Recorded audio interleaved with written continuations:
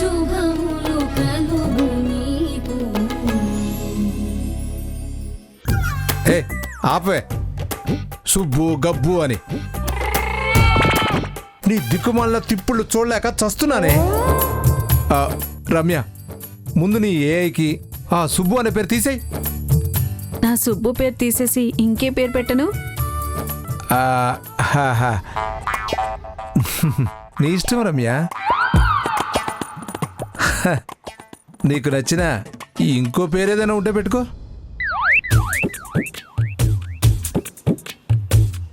అయితే మదన్ అనే పేరు పెట్టుకుంటా. మదనా? వాడెవడే? నా 10th క్లాస్లో సుబ్బు పక్కనే కూర్చునేవాడు. సుబ్బు కంటే బాగా చదివేవాడు. చాలా అందంగా ఉండేవాడండి. నేనంటే పడి చచ్చిపోయేవాడు. హే రమ్య ఆపు ఆపు ఆపువే. నీ పలక మొహాన్ని ఇష్టపడ్డాడంటే వాడు ఎంత చెక్క మొహోడో అర్థమవుతుంది. మీరు కూడా నన్ను ఇష్టపడే చేసుకున్నారు.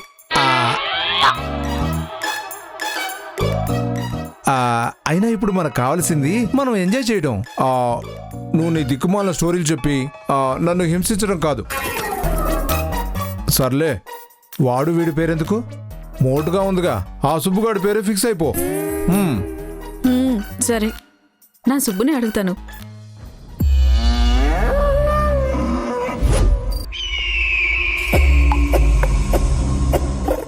హాయ్ సుబ్బు.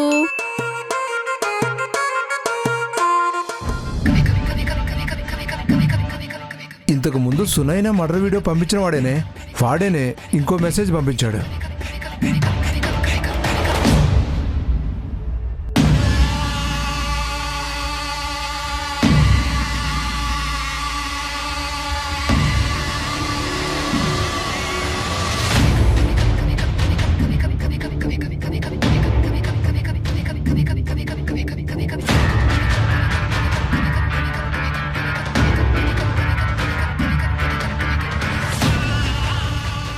వాళ్ళిద్దరేదో మాట్లాడుకుంటున్నారు.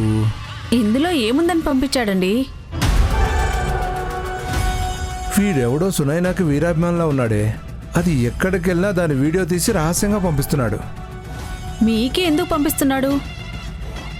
అదే నాకు అర్థం కావడం లేదు. మొన్న వీడియో అంటే సునైనా మర్డర్ చేసింది కాబట్టి పంపించాడు. మరి ఈ మూకీ చిత్రం పంపించడంలో అర్థం ఏంటి? ఇందులో ఏ నేరం చేసింది?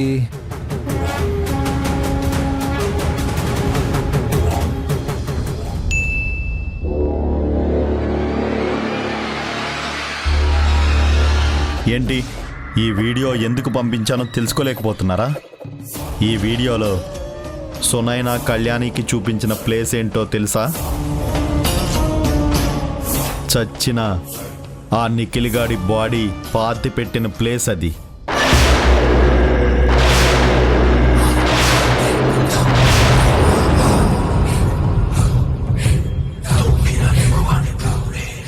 సునైనా నిఖిల్ని పొడిచి చంపేసి ఆ చోట్లోనే గొయ్యి తవ్వి పాతి పెట్టింది.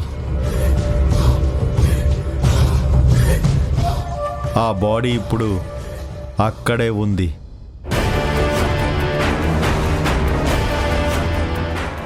ఆ సునైనా ఇంకో మర్డర్ చేసిందా? అమ్మో అమ్మో, అది మనిషా రాక్షసా?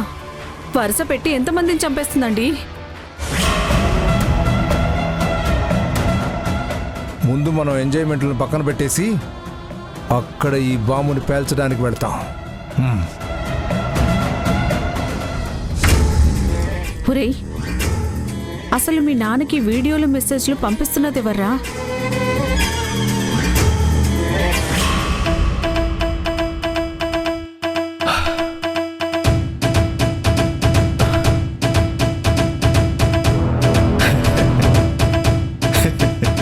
ఏ సునైనా,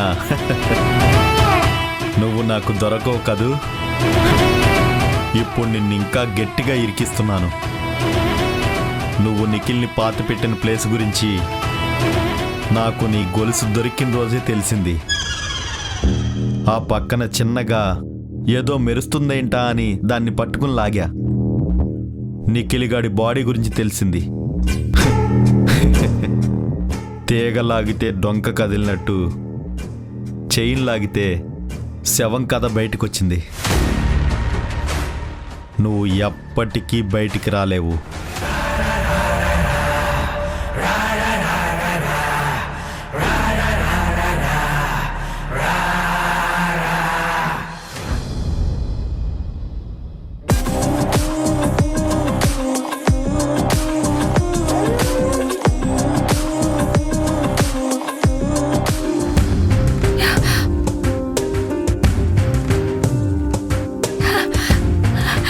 అమ్మా, అక్క,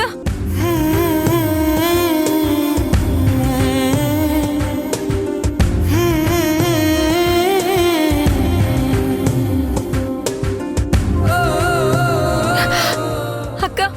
మేడం, ఎస్ఐ గారు ఇక్కడ ఉన్నారు. ఆయన రూమ్లో ఉన్నారు. అసలు ప్రణయ్ గారు బ్రతికుండడం ఏంటి? వీడియోలో చాలా క్లియర్గా ఆ అమ్మాయి వాడిని చంపేసినట్టుగా ఉంది. కానీ ఏకంగా అనూష మేడం లాంటి గ్రేట్ ఆఫీసరే వాడు బ్రతుకున్నాడని చెప్తున్నారు. ఆ విషయం ఆఫ్టర్ ఆల్ ఓ సివిలియన్కి, అది నేరం చేసిందని మనం అరెస్ట్ చేసిన ఆ అమ్మాయికి తెలుసు, మనకి మాత్రం తెలియదు. సార్, కృష్ణమ్మ కూతుళ్లతో పాటు వచ్చింది. అక్క, అక్క, నేను అంతా నువ్వు చెప్పినట్టే చేశాను. ఎస్ఐ గారు అనూష గారికి చేశారు. గుడ్. నువ్వు ఇలాగే ధైర్యంగా ఉంటే మనం ఖచ్చితంగా ఆ ప్రణయ్ గారిని బయట పెట్టొచ్చు. నువ్వు ధైర్యంగా నిలబడినందుకు మెచ్చుకోవాలో, ఈ నేరంలో కూరుకుపోయినందుకు బాధపడాలో అర్థం కావడం లేదమ్మా. అమ్మా, కళ్యాణి చెప్పిన దాని ప్రకారం చేస్తే సునైన ఖచ్చితంగా ఈ నేరం నుంచి తప్పించుకుంటుంది.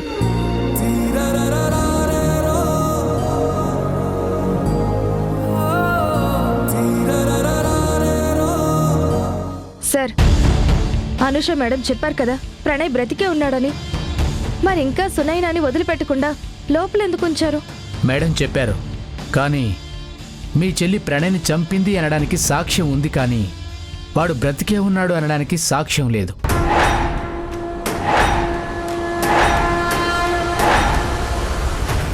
కనీసం వాడిని చూసిన వాళ్ళు కూడా ఎవరు లేరు. అయితే మేమేం చెయ్యాలి సార్? మీకంటే పై స్థాయి ఆఫీసర్ మీకు చెప్పాక మీరు సునైనాని లోపలుంచడం కరెక్టేనా? కానీ రూల్ ప్రకారం ప్రణయ్ ఎక్కడున్నాడో మాకు తెలియాలి. మేము అతన్ని అరెస్ట్ చేయాలి. సార్, అది మీ డ్యూటీ కదా. నేరస్తుణ్ణి కనిపెట్టి అరెస్ట్ చేయాల్సింది మీరు. మా చెల్లిని ఏ నేరం మీద అరెస్ట్ చేశారో అసలు ఆ నేరమే జరగలేదు కదా. According to the rules. Rules గురించి మీరెవరూ మాట్లాడకూడదు కళ్యాణి. ఎందుకంటే మీరు ఒకటి కాకపోతే ఇంకొకటి ఏదో ఒక నేరం చేసే ఉంటారు. అందుకే సునైనను లోపలే ఉంచాలి, దాంతోపాటు నిన్ను కూడా లోపలే ఉంచాలి. ఏయ్! నీ నోరు అదుపులో పెట్టుకోకపోతే నిన్నిక్కడే చంపి పాతేసి నేను జైలుకెళ్తాను.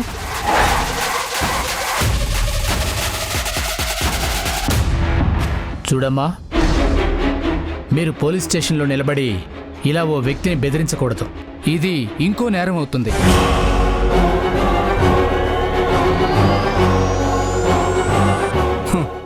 ఎస్ఐ గారు, వీళ్ళు ఇలా నేరాలు చేస్తూనే ఉంటారు.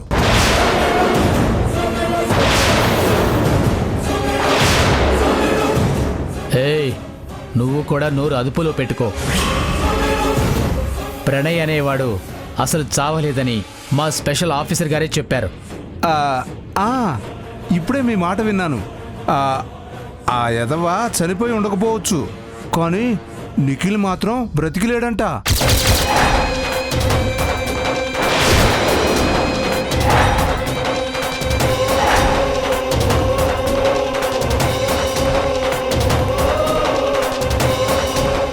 నిఖిల్ చనిపోయాడా? అవును వారాహి.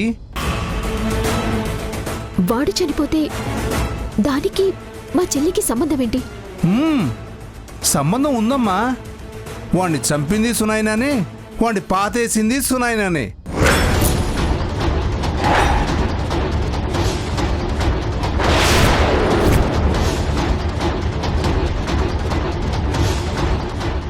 అబద్ధం, అంత అబద్ధం. పాపాల భైరవుళ్ళా మీ అందరి పాపాలకి సాక్ష్యాలు నేనే మోసుకొస్తున్నాను. హ, ఏంటో అన్నీ నా ఫోన్కే వస్తాయి ఆ వీడియోలు. ఇదిగో చూడండి.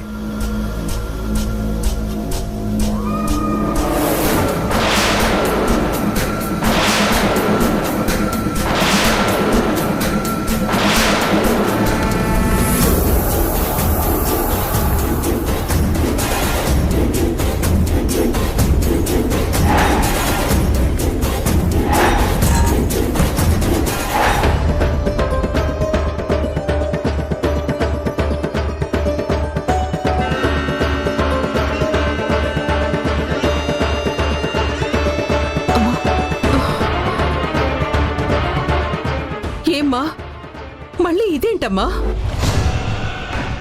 ఎస్ఐ గారు, ఆ వీడియోలో నా చెల్లెలిద్దరూ ఆ ప్లేస్లో ఏదో మాట్లాడుకుంటున్నారు, అంతే కదా? అంతేకాదమ్మా, అక్కడ మూకీ వీడియోలో నీ రెండో చెల్లి నీ పెద్ద చెల్లెలకి తను నిఖిల్ని ఎక్కడ చంపింది, ఎక్కడ పాతిపెట్టిందో చూపిస్తుంది.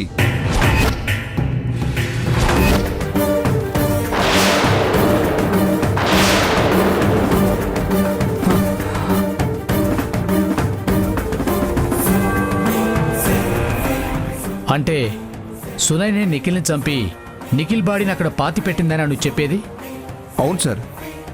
కావాలంటే ఇదిగో ఈ వాయిస్ మెసేజ్ వినండి. ఏంటి ఈ వీడియో ఎందుకు పంపించానో తెలుసుకోలేకపోతున్నారా?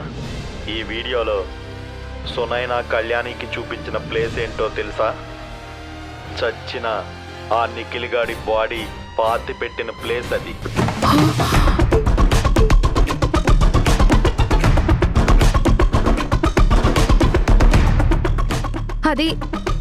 అది ప్రణయ్ గాడి వాయిసే. వాడే ఇదంతా వీడియో షూట్ చేశాడు. ఇక్కడ అది ప్రణయ్ వాయిసా కాదా అనేది ఇంపార్టెంట్ కాదు. మీరు అక్కడికి ఎందుకు వెళ్ళారు, అక్కడ ఏం చేశారనేది నాకు తెలియాలి. సార్, అనుష మేడం గారు నాకు అండర్ కవర్ ఆపరేషన్ అప్పజెప్పారని మీకు తెలుసు. ఆ ఎంక్వైరీలో నేనుండగా ఆ ఇంట్లోనే ప్రణయ్ ఉన్నాడని నాకు పక్కాగా తెలిసింది. అందుకే అతను దొరుకుతాడని 2-3 సార్లు ఆ ఇంటికి వెళ్ళాను. ఓసారి నా చెల్లిని కూడా తీసుకువెళ్ళాను. అప్పుడే వాడు మమ్మల్ని ఫాలో చేసి వీడియో తీశాడనుకుంటా.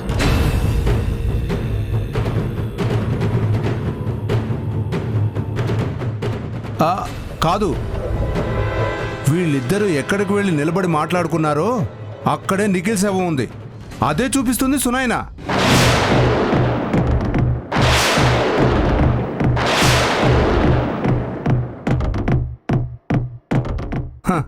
అక్కడికి వెళ్ళి తవ్వితే ఆ శవం బయటపడుతుంది.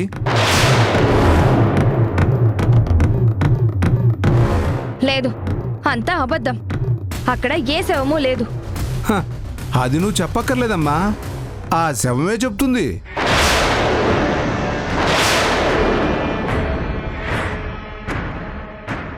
రే దుర్మార్గుడా, అసలు ఈ వీడియోలన్నీ పెడుతున్న ఆ వెధవకి నీకు సంబంధం ఏంటి? వాడు నీకే ఎందుకు ఇవన్నీ పంపిస్తున్నాడు? ఏమో, అవన్నీ నాకేం తెలుసు. వాడికి నా నిజాయితీ, నా మంచితనం బాగా తెలిసుంటాయి. అందుకే నా మీద నమ్మకంతో, న్యాయం జరుగుతుందన్న ఆశతో నాకు పంపిస్తున్నాడేమో. ఛీ, నోర్ముయ్.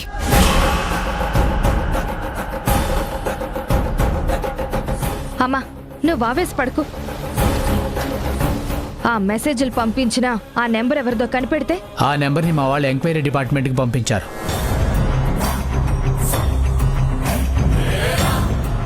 సుబ్బరాజు సార్, ఆ నెంబర్ ఎవరిదో తెలిసిందా? ఒక 5 minutesలో తెలుసు సార్.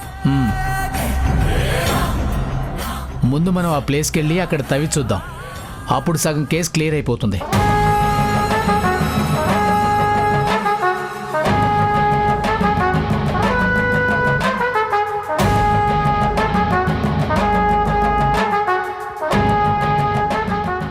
సార్ మీరు అడిగిన డీటెయిల్స్ ఇదిగోండి.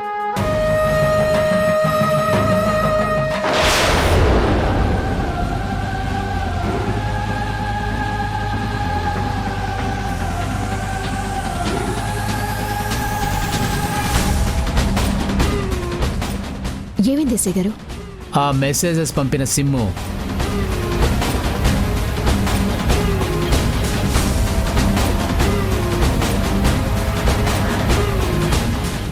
సునైన పేరు మీదే ఉంది.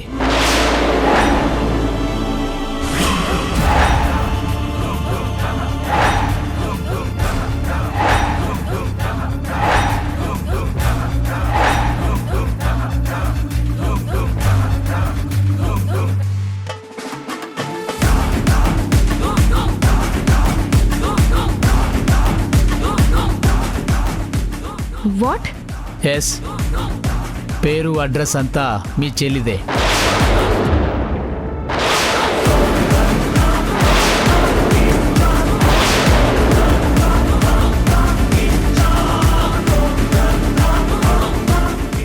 అంటే నా కూతురే నేరం చేసి నా కూతురే అదంతా బయట పెట్టిందా ఎస్ఐ గారు? ఇదంతా కాదు ఎస్ఐ గారు. ముందు మనం అక్కడికి వెళ్ళి తవ్వి చూద్దాం. కళ్యాణి, సునైనా, మాకు ఆ ప్లేస్ ఎక్కడో చూపించాలి. కానిస్టేబుల్,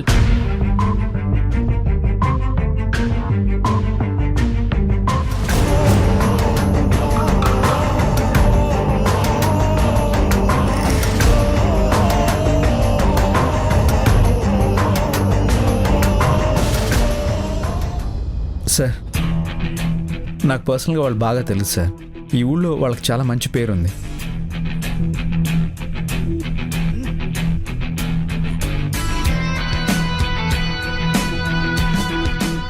వాళ్ళు ఎప్పుడు ఏ తప్పు చేయరు sir. Yes sir. Sir please, ఎలాగైనా మీరు వాళ్ళని బయటకు తీసుకొచ్చే ప్రయత్నం చేయండి. ఓకే.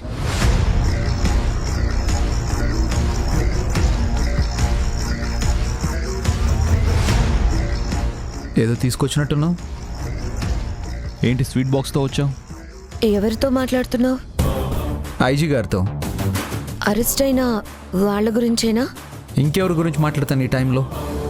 అంటే వాళ్ళు నేరస్తులు కారని నువ్వింకా నమ్ముతున్నావా?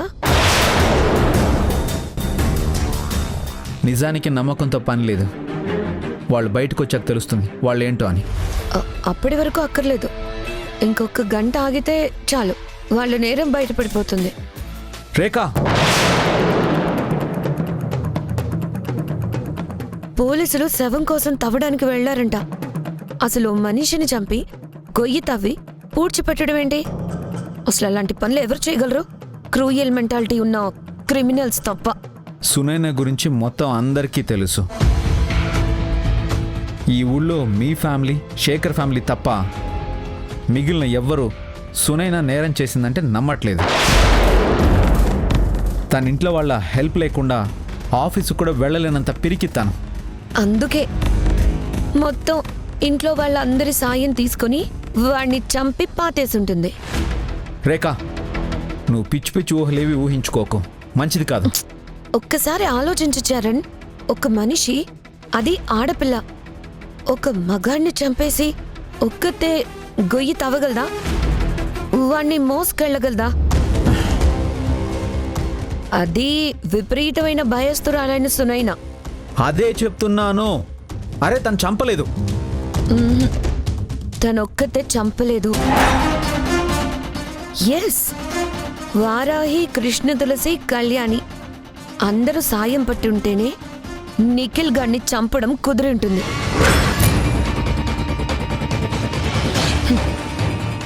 నువ్వు అలాంటి ఇంట్లో ఆ అమ్మాయిని ప్రేమించావు. హంతకుల ఫ్యామిలీకి అల్లుడు అవ్వాలనుకున్నావు. నీ అదృష్టం బాగుండి నేను నిన్ను ప్రేమించాను, నా వైపుకి లాగేసుకున్నాను. కాబట్టే నువ్విప్పుడు హ్యాపీగా నీ స్కూల్లో ఇంత ప్రశాంతంగా కూర్చొని వర్క్ చేసుకుంటున్నావు. లేదంటే నిజంగా ఆ ఇంటికి అల్లుడు అయ్యుంటే నీతో కూడా వాళ్ళకు అడ్డొచ్చిన వాళ్ళని చంపేస్తూ వాళ్ళ మర్డర్లో నీకు పాపం షేర్ చేసేవాళ్ళు. నిన్ను వాళ్ళతో పాటు జైల్లో కూర్చోబెట్టేసి ఉండేవాళ్ళు. వాళ్ళు క్రిమినల్ గ్యాంగ్. రేఖా,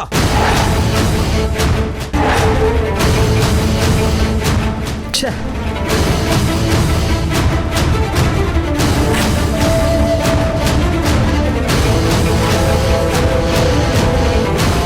వాడి చావులు ఇరుక్కున్న వాళ్ళు కాదు నిజమైన నేరస్తులు. వాళ్ళలా ఇరుక్కున్నారని నీకు తెలియగానే చూసావా, ఇదిగో నువ్వు సంతోషంతో స్వీట్స్ తీసుకొచ్చావే, నువ్వు నీలాంటి ఆలోచనలు ఉన్న వాళ్ళందరూ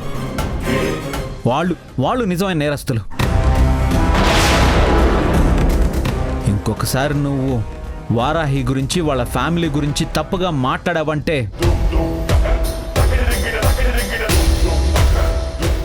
నాతో సంబంధం కుదిరిందన్న విషయాన్ని కూడా మర్చిపోతాను. Mind it.